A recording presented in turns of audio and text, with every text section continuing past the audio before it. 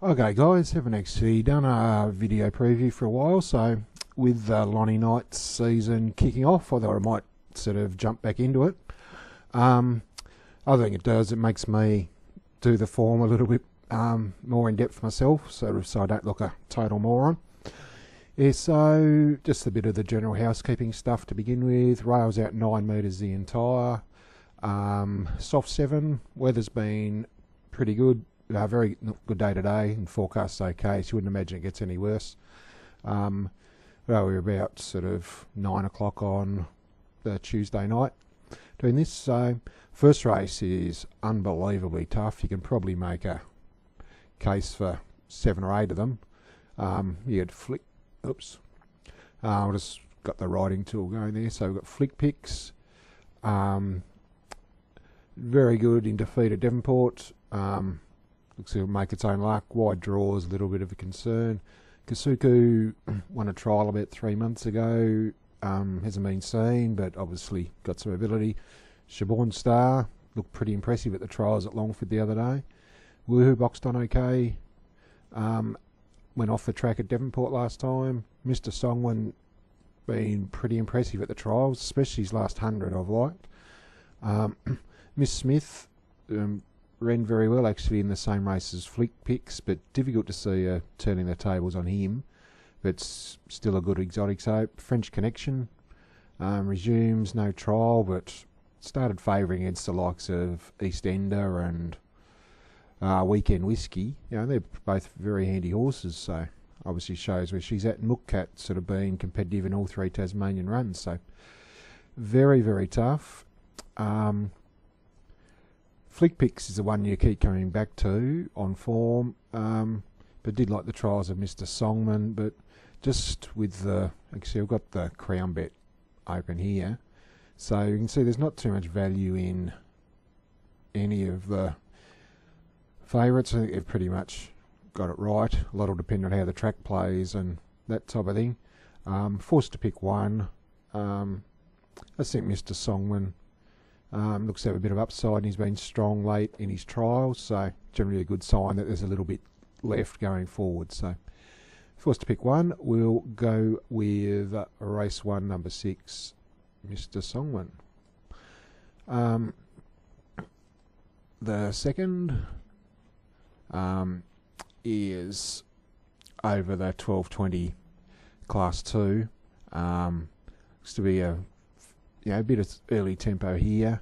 You got Millmount, Meteor Strike, Steel Dan will press forward. Oro's shown speed into state. Yeah, so should, and obviously Life on the Wires to barrier 5. If the emergencies don't start, they've drawn 1, 3 and 4. She obviously comes out of gate 2. Still maps to get a pretty good run. You imagine stays 1 off and probably sits 1 by 1, 1 by 2. If we're just going to have a look at her replays here, like I think she's definitely better at a mile than over 1200, but you can see like her form. She's, if we just have a look at I think it's Tasmanian Guineas this day behind Hot Dipped. And the run. Yeah, so she's got the big white nose, sitting 4th on the outside. We'll just go forward a little bit. So you can see here, she's obviously pretty confident as a look over the show. Hot Dip trailing her all the way. The margin, it's not the fact she gets beaten by Hot Dipped, which is not a bad form reference in itself. It's a margin to the rest of them, and there's some very handy horses chasing here. It's a $100,000 race. They finish at 6 or 7 lengths clear of the rest of them, and obviously we all know the Hot Dip form's going to stand up anywhere. Last start before a spell, she actually started 3rd favourite in one of the 2 biggest mares features in the state behind 2 Victorian horses. Finished down the track, because obviously end of a tether. She'd come back from the 2100 metres back to 1400. So yeah, no, but whilst she's going to be better off over longer, I just think she's just got class edge on them. Of the rest, Still Dan was mightily impressive first up. Also trialled very well before he resumed and went round to actually very nice odds. Yeah, so, but I just think with the tempo in the race, as long as she's half right life on the wire, she should just be too good. Yeah, pretty keen that, can't actually see her being beaten, to be honest, if she's on the job. So, just actually click over here. Well, you see she's 230 into 215, which isn't a bad sort of push early that things are all good with her. So, you'd imagine she'd be the one. Still Dan, it's probably another one, and Turtle's Nest. He was in the same race as Axion at Devonport and got cut out for a run late, so yeah, might sort of hit the line okay late if the speed's on early. So yeah, no, pretty keen on race 2, Life on the Wire. So actually we might just use the betting odds. So we'll just click over to the third. Found this race tricky as well. Just obviously, you can see there's a number of on-speed horses like By the Pounds resuming without a trial. Nielsen, as you can see, super consistent, never ever runs badly. Kaigelson ditto. The captain was pretty good. Devonport draws the outside. What else we got? GG Styles ultra consistent. Vengeance of Fury, I actually backed it for the GDP of a small country last time. It's been $19 into 13 again. I was just prepared to totally forgive it, even though I got beaten a fair way, because it was one of those races that turned into very fence dominated, and everything out wide just lost sight of the lure. So it was probably, fair to actually totally excuse it. Back on the turf, at this double figure odds, it's worth a few bucks, but taking on some pretty handy horses, so I won't be launching in like I did last time. I just have more of an interest in a very tough race. I'll probably just leave the race alone, to be honest. The fourth, it's not the strongest maiden you'll ever see in the world in your lifetime. He's tough enough. It's actually had a strange campaign in that he's started over longer distances and coming back, but sort of on speed, makes his own luck. So good cruising speed. In like this race, there's not, as I said before, there's not much depth in it at all. There's one here, Malachite Quest on debut. It sort of was out the back and charged home. Ran very good sectionals in the process, and then led it at second start and boxed on okay. Just gives the impression that it's a bit of a one pace type, so the extra distance you'll just keep whacking away. So yeah, I'll probably just have something small each way. Malachite Quest more as an interest, to be honest. So it's just he's tough enough first go on the grass, and first go on the wet track. You don't want to be launching in at 235. I'd rather be backing Life on the Wire at similar price, truth be told. The fifth, our old mate Axion looked after me last time. Obviously, the rail out 9 metres might be a little trick. It is a bit later in the night, so they can generally, if there is any fence bias early, that's generally sort of not as noticeable as the meeting wears on. So ran good sectionals, both Tasmanian starts. Charlemagne's Girl finished behind him last time, then ran very well again subsequently. Talosian being good. Ain't the Whiskey's the one who's probably going to be racing on speed, if there's any bias there. And even up the top, you got Scouting Around, was a bit better last time. Century Duty, Cheese Chappie, they're pretty consistent animals, but they don't win out of turn. But they're always competitive. It should be a good competitive race, but I think my old mate Axion might be the one. The sixth, another, not the strongest Class 1 that you'll ever see either.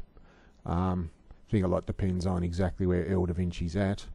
I've actually really liked it. Watched replays of its New Zealand runs. There's lots to compare to its stablemate in Count Da Vinci in racing style. Just to put the asterisk there, I'm comparing racing styles, not ability. So, yeah, no, but he's definitely got like 2,000 metres plus written all over him. He races on speed and just keeps whacking away at the same tempo.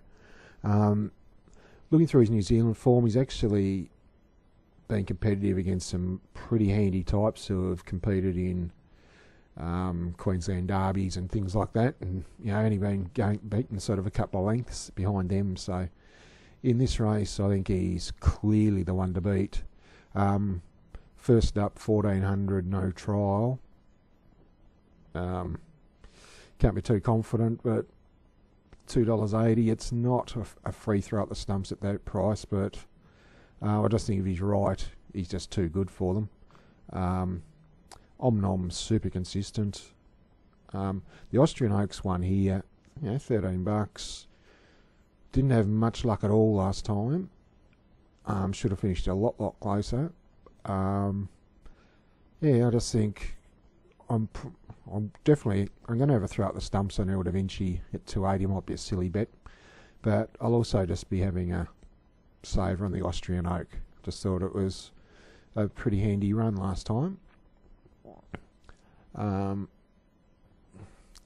seventh, top four look clear. Obviously, they're betting, not exactly telling you something that's not obvious to everybody.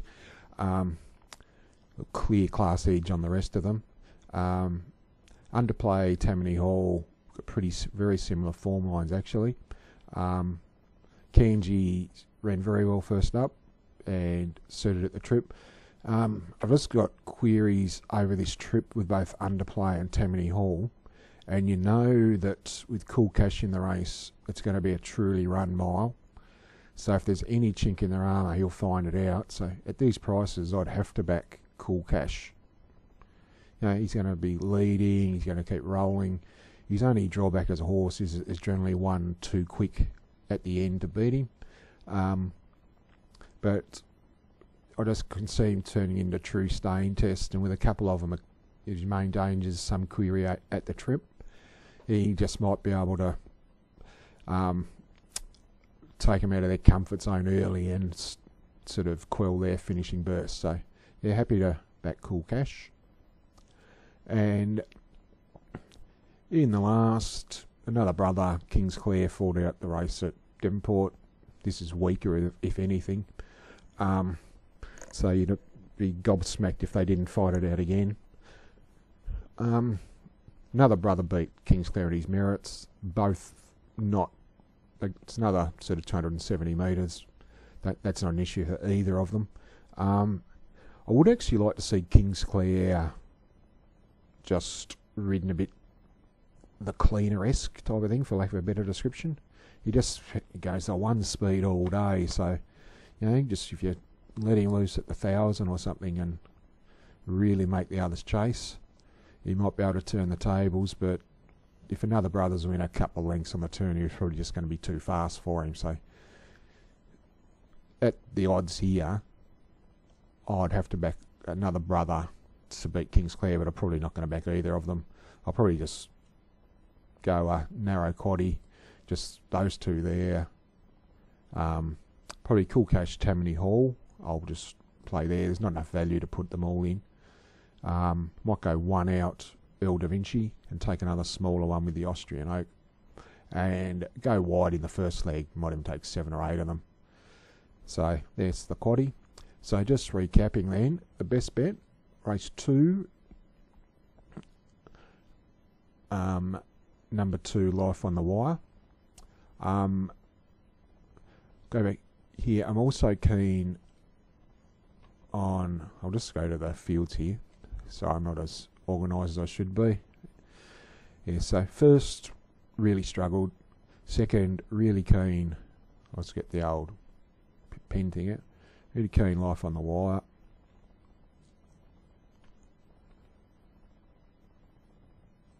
Actually, it's not letting me scroll down. That's handy. So I'll turn that off.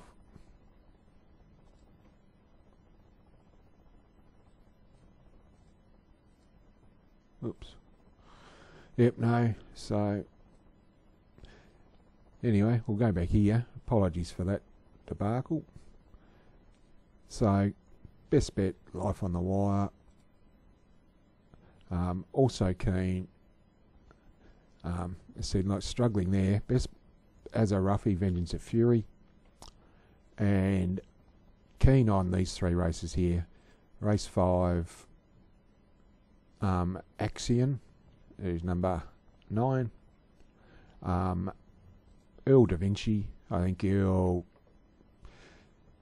start in similar vein to his namesakes, the Lord and the Count, and kick off on a winning note. And Cool Cash in the 7th. So they're the 4. So race 2, 5, 6 and 7. And so there's not too much value. Do sort of recommend treading a little bit warily. First start on the turf, a lot of them are coming off the synthetic runs and resuming. So it's a little bit of a guessing game. But anyway, I think over the bet with Lonnie Knights over time, she's proven into a gold mine for punters if you do your form. So we'll keep at it through the season. So until next week, guys, we'll leave it there and we'll chat to you later. Cheers.